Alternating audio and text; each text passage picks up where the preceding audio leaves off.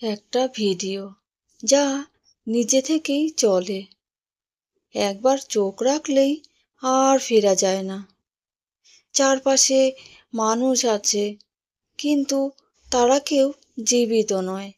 আর ফিরতে হলে তোমাকে ঢুকতে হবে ভিডিওর ভেতরেই। গল্পটা সত্যি হতে পারত যদি তারা একটু আগে বুঝতো। চেষ্টা করলেই বাঁচা যেত। একবার চোখ বন্ধ করুন। শুনতে পাচ্ছেন ভয়ের সেই চেনা শব্দ? আমি অসীমা, আর আপনি শুনছেন স্বপ্ন.সত্যি। এখানে স্বপ্ন সত্যি হয়, আমি শুধু গল্প শোনাই। স্বপ্ন.সত্যি চ্যানেলে আপনাকে স্বাগতম। আপনি শুনছেন 47 নম্বর এপিসোডে আজকের গল্প, চেষ্টা করলেই বাঁচা যেত। হ্যাঁ, ঠিকই শুনেছেন, চেষ্টা করলেই বাঁচা যেত। আজকের গল্পটি এমন এক যাত্রা যেখান থেকে ফিরে আসা খুব সহজ ছিল, কিন্তু তারা বুঝতে পারেনি চেষ্টা করলেই বাঁচা যেত। দুপুর গড়িয়ে সন্ধে ছুঁই ছুঁই, আকাশটা ধূসর হয়ে এসেছিল। বাতাসে অদ্ভুত একটা ভারী ভাব। মা ও মেয়ে দুজনেই বেরিয়ে পড়েছিলেন হঠাৎ সিদ্ধান্তে। মেয়েটির নাম ঋত্বিকা, খুব আবেগপ্রবণ, প্রাণবন্ত। আর তার মা ছিলেন চুপচাপ, ক্লান্ত, তবু মেয়ের খুশিতে সঙ্গে সঙ্গেই যেতে রাজি হয়ে গিয়েছিলেন। পরিকল্পনা ছিল খুব সাধারণ। শহরের এক প্রান্তে একটা নির্জন জায়গায় ঘুরে আসা। পুরনো এক বাস রুটে উঠবেন, বিকেলটা কাটিয়ে আবার ফিরে আসবেন সন্ধ্যের মধ্যেই। বাড়ি থেকে বেরোনোর সময় মাকে মাকে বলেছিলেন তার নিজের মা, বেশি দেরি করো না, ওদিকে রাস্তা সন্ধ্যের পর ভালো না। মা শুধু হেসে মাথা নাড়িয়েছিলেন। স্ট্যান্ডে গিয়ে দাঁড়ানোর পর ঋত্বিকা হঠাৎ বলল, মা, তোমার তো মাঝে মাঝে পেটে ব্যথা হয়, গ্যাসের ওষুধটা নিয়েছো তো? মা স্মিতা হেসে বললেন, আনতে ভুলে গিয়েছি। এখান থেকে কিনে নি। এক ছোট্ট দোকানে ঢুকে ওষুধ চাইলেন। দোকানদার জানালো শেষ হয়ে গেছে। পাশে আরেকটি দোকান দেখিয়ে দিল। ঋত্বিকা বলল, তাহলে আমি গিয়ে নিয়ে আসি, তুমি দাঁড়াও। ঋত্বিকা দোকানে ঢোকার সঙ্গে সঙ্গে মা তখন একা দাঁড়িয়েছিলেন ফুটপাতে। হঠাৎই তার ফোন বেজে উঠল। স্ক্রিনে দেখা গেল একটা ভিডিও নিচ থেকে চালু হয়ে গেছে। কোনো রকমে অচেনা ঝাপসা এক মেয়ে কিছু বলছে, মুখটা অস্পষ্ট। ভেতর থেকে কেমন গল গল করে শব্দ বেরোচ্ছে। দোকানদার চমকে উঠল, ম্যাডাম, বন্ধ করুন, এই ভিডিওটা ভালো না, অনেকে ফেঁসে গেছে এর কারণে, সাবধান করুন নিজেকে। সেই সময় ঋত্বিকা ফিরে এলো। মা তড়িঘড়ি ফোনটা বন্ধ করলেন, কিন্তু ভিডিও নিজে থেকেই বন্ধ হয়ে গেল তখন। দোকানদার আরেকবার বলল, আপনাদের উচিত এখনই বাড়ি ফিরে যাওয়া, দয়া করে আজ আর ওই পথে যাবেন না।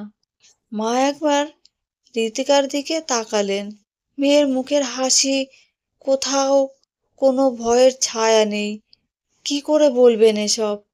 তখনই এক অদ্ভুত ভঙ্গিমার লোক কাছে এসে বলল, বাস ওইদিকে দাঁড়িয়েছে, এখান থেকে যাবে না।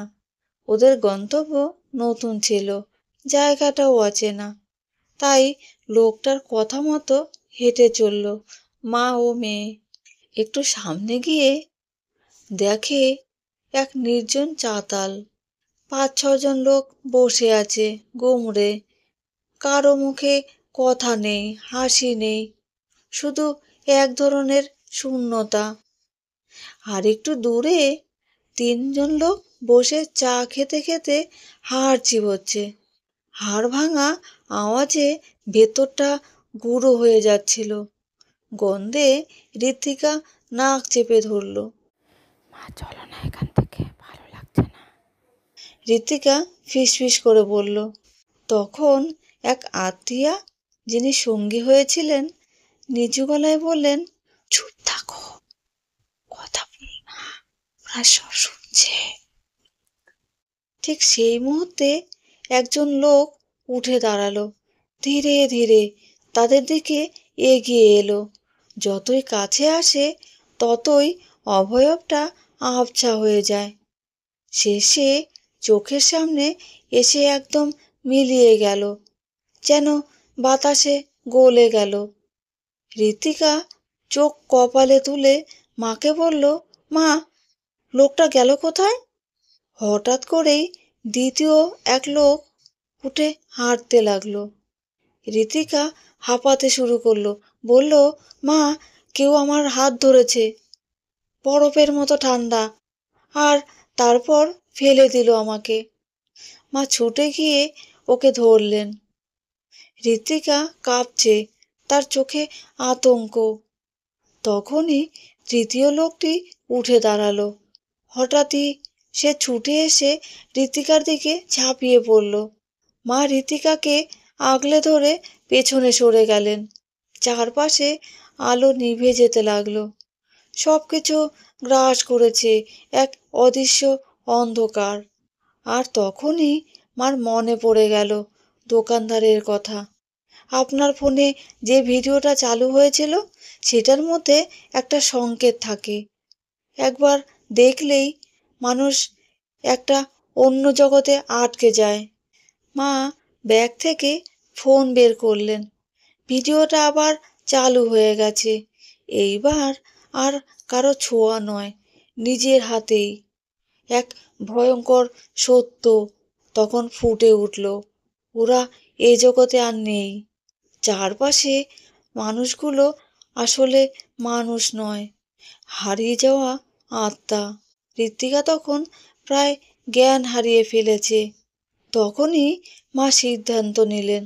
দোকানদার বলেছিলেন, ভিডিও যদি আবার চালু হয় তবে তার মধ্যেই ঢুকে পড়তে হবে, না হলে ফেরার উপায় নেই।